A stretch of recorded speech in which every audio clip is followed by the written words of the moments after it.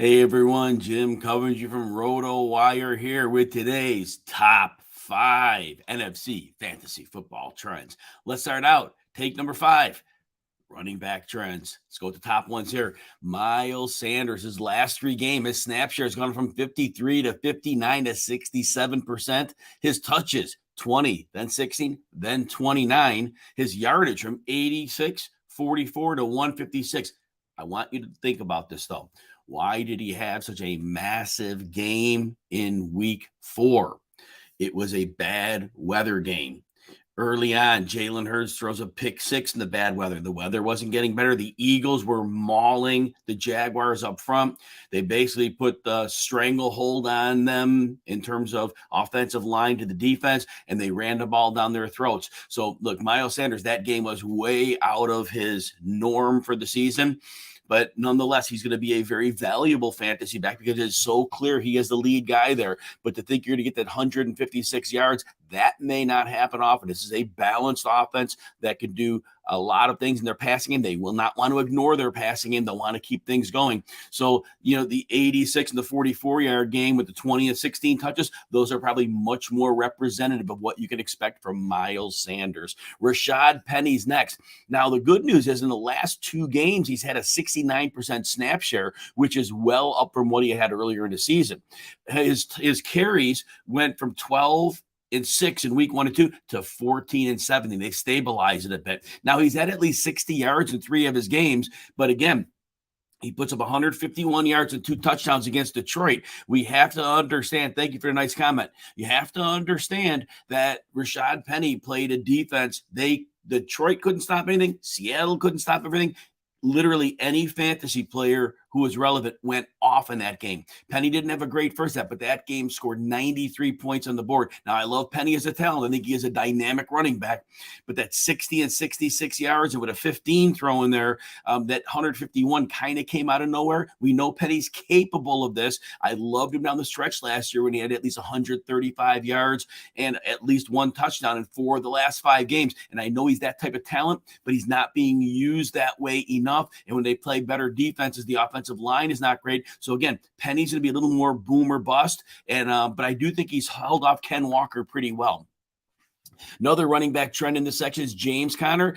Been under 70% snap share in each of the last 2 games. His 77 yards combined last week may be as good as it gets for now. The blocking was bad last year. It's worse this year. Game script is not nearly as good. The Cardinals were a very competitive team. I mean, I think they were 8-0 last year at one point, and they're just not a good team right now. They fortunately were able to make that comeback against the Raiders.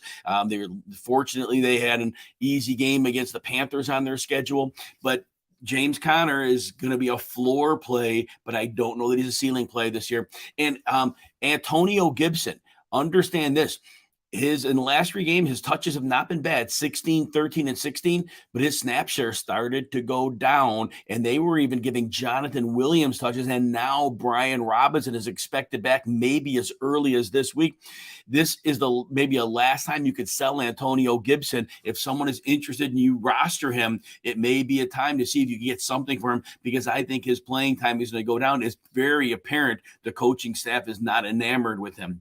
And then the last one, just want to touch on the point that Christian McCaffrey had hardly seen any passing work in the first 3 games, but that turned around in week 4 to the happiness of fantasy managers. He had 9 targets, caught them all for 81 yards and a touchdown. It was his first game that wasn't just like a teens fantasy point, for him, floor game. For any other player, good game, but it was very nice to see him hit that 20-point plateau in fantasy scoring. All right, the next fantasy football trend, number 4, is the quarterbacks. Matthew Stafford, we're going to talk a little bit Rams later, but I just will point this out quickly and I'll save it for the end. But Matthew Stafford, about 250 yards average and no touchdowns in the last 2 games. I'm going to save the analysis when I talk about the Rams a little bit later. Kyler Murray, averaging 46 pass attempts in the last 3, we love that. But on 46 attempts, he's only averaging 267 yards and 1 touchdown. And he hasn't rushed for 30 yards in a game. And now look, people look at overall fantasy numbers and say, okay, he's a quarterback 8, or things are trending down fast for Murray. Now, DeAndre Hopkins comes back in a couple weeks. Maybe that gives an injection to the offense. Rondale Moore is healthy. eased him in last week. So there's hope. There is hope. But I am concerned with Kyler not running so much that really changes his dynamic as a fantasy manager. And then Jared Goff, they're in a shootout every week. Their defense can't stop anybody. They even scored points without Amon-Ra St. Brown and DeAndre Swift on the field and DJ Chark. As long as the Lions are facing like non-dominant defenses, I don't even know if that's going to stop them. It's a well-designed offense. They are very good at getting the ball to playmakers. And Goff's managed well, 9 touchdowns in his last 3 games. In a 2-quarterback, he's a must start. And he's definitely somebody you could consider, depending. Like, you got Russell Wilson, and he's been like underperforming now. I like Wilson in Thursday night's game, but you could consider starting Jared Goff over some of the disappointing quarterbacks.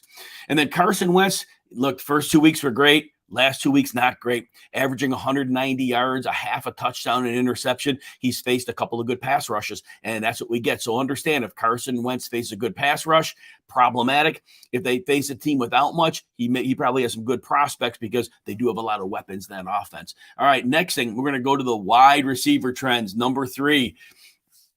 Hollywood Brown, at least 11 targets in his last 3 games and at least 68 yards in each of those. With Arizona's defense being awful, like we said, there's a lot of pass attempts. He's the one getting those targets, and I think the targets will stay high when DeAndre Hopkins comes back. I do think that, because Hopkins will just kind of be that boundary receiver, whereas Hollywood Brown has a little more explosiveness, a different set of route combinations. They can deploy him quite a bit differently, and when a play gets extended, he definitely seems to be in sync with Kyler Murray. I don't know that he's going to see 11 targets a game, but I do think Hollywood Brown is going to continue to be a good fantasy option, and defenses won't be able to focus on him nearly as much with DeAndre Hopkins back in 2 weeks. Drake London, 3-week downward trend. It has to do with the passing game. They're not throwing enough. His targets went from 12 to 6 to 7. They're stabilizing at 6 to 7, which is fine. London is an amazing prospect. He looks like a very good NFL player, but when they're only completing 7 passes, the Falcons in a game, it's problematic. Now, Cordero Patterson's out. It's a gimmicky offense. But I think with Patterson out, and they'll probably play opponents where they won't be able to get away with running the ball as much because they will face teams that can slow it down. But the scheme of the running game is really good. Multiple tight ends, multiple running backs, and they're really leveraging that well. So I think London is going to have still some good games, but I'm worried when the floor games come because the offense is a mess. And at some point, that offense will get figured out most likely. But again, you're still trusting London. I think there's no reason to go away from him. And Chris Olave, wow. What do you say, right? Superstar in the making here. 13, and 7 targets. Even with Andy Dalton, he did well, 67 or more yards in each of the last 3 games. Here's what I liked about Olave. With Jameis Winston, basically he was going deep downfield a lot of the time. He was a deep threat. We kind of thought he was that coming into the league. But with Andy Dalton, it was anything but that. He was running routes all over the field. No Michael Thomas. Jarvis Landry was certainly limited, and Kamara was out. And Olave was winning in all areas of the field. So wheels up on Olave. I don't know what kind of volume he's going to have if Michael Thomas comes back and Landry gets healthy. But nonetheless, we love what we've seen here. And there's no reason that he was a steal. Chris Olave was a steal in your fantasy drafts. Romeo Doubs, in his last 2 games, 89% and 96% snap share. And the only thing I thought to myself was, man, when he caught that second touchdown and he tried to hang onto the ball and he hit the ground and it came loose, I'm thinking, will Aaron Rodgers ever throw him the ball again? But he did. Yay.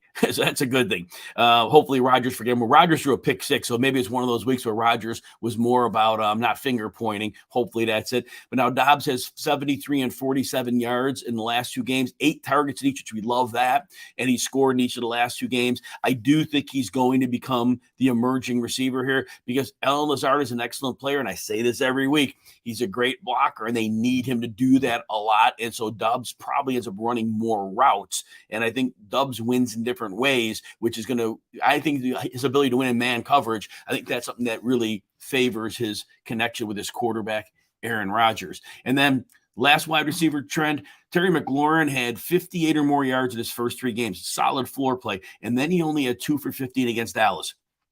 Give him a pass on that one. He was a focal point of the passing game. Trevon Diggs had a game for Dallas. He broke up 3 passes. He had an interception. Basically, Trevon Diggs had a legendary game. A couple of those passes were pass that could have been completed in McLaurin for yardage. So I think Terry McLaurin is a good floor play. I don't know what Carson Wentz, what the ceiling is, especially with all the shared targets, but just that's how we kind of look at that. It was just an off game. And number 2, top tight end trends. Zach Ertz is averaging 9 targets over his last 3 games, solid PPR production. He doesn't have the explosiveness much anymore, but he's a very reliable receiver. His catch rate in week 3 wasn't good, but overall, it was just one of those weeks. He is going to continue to have a solid floor for you. And I tell you what, finding a competent tight end outside of your very top couple, and it's not Kyle Pitts, we'll talk about him in a minute. Zach Ertz is definitely a strong fantasy option, even when DeAndre Hopkins comes back. Tyler Higbee, they're throwing him so short passes, but it's working out. His depth of target has gone way down from the past, but the target volume's insane. He did have a 4, but he had a 9 and a 14 in the last 3 weeks, 61 or more yards in his last 3 games. He's become the number 2 option in the offense. And so wheels up on Tyler Higbee, right? Kyle Pitts, I mean, can you cut him? That's hard. That's a hard sell, but he's had 25 or fewer yards in 3 or 4 games. Targets 3, 8, and 4. Again, Mariota's only averaging 22 targets in his last 3 games. Drake London is coming as a number 1. I don't know what to tell you to do with Pitts. I mean, it's tough to start him. If you're starting him with saying you're hoping he's a top 12 tight end and you can live with that, fine. He's not going to pay off the draft value. We already know that ship is come and gone. All right, trend number 1, the Rams. All right, so what's going on with this team? The offensive line is terrible. It went from being like one of the better ones in the league for pass protection. Andrew Whitworth is gone. They had a couple other losses in the line. They have injuries. They cannot protect Matthew Stafford. And we said last year you couldn't blitz Stafford because Stafford was killing the blitz. Well, this year there is like no time to throw. And but aside from Cooper Kupp getting open short, Stafford isn't comfortable doing anything but throwing short passes. So defenses have had some success mixing in blitzes. This offense is in a lot of trouble. Cam Akers, love him, but he's healthy from his Achilles. He's not explosive. And so they're not getting good runs out of him. Now, this week is a favorable matchup. So we'll see if things turn a little bit. He is running a little harder in the last couple weeks, but there's really no explosiveness there. And Darrell Henderson, we know McVay knows he can't stay on the field, so they're not going to really ramp that up a whole lot. So we got to consider that as well. Allen Robinson, now here, so I know he's doing nothing for fantasy, and I get it if you drop him. But the people who are just saying he's not getting separation, my friend Doug Orth from FF Today, he was looking at next gen stats. Allen Robinson is getting an average of 2.2 yards of separation, which is more than Michael Thomas, Terry McLaurin, and Kyle Pitts.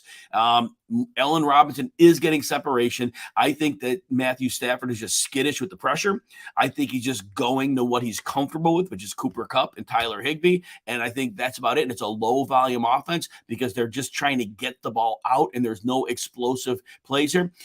The Rams had talked about moving Robinson all over the formation, including the slot in the preseason. They're not putting him in the slot enough. They need him there because Cooper Kupp can win anywhere. And Sean McVay, I always wondered, in season, Sean McVay, in my opinion, often has not had good counter punches when teams have figured out issues that he's had. Maybe that changes. Maybe it changes after the bye. But right now, obviously, you can't start Allen Robinson.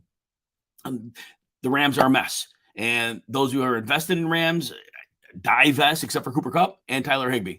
But Allen Robinson, Matthew Stafford, Cam Akers, if it's a good matchup, and last week wasn't, that was a terrible matchup. You start him as a running back 2, and you hope for the best. All right, everyone. Thanks for joining me. Appreciate that great comment in the chat. And everybody have a wonderful day, and we will talk soon.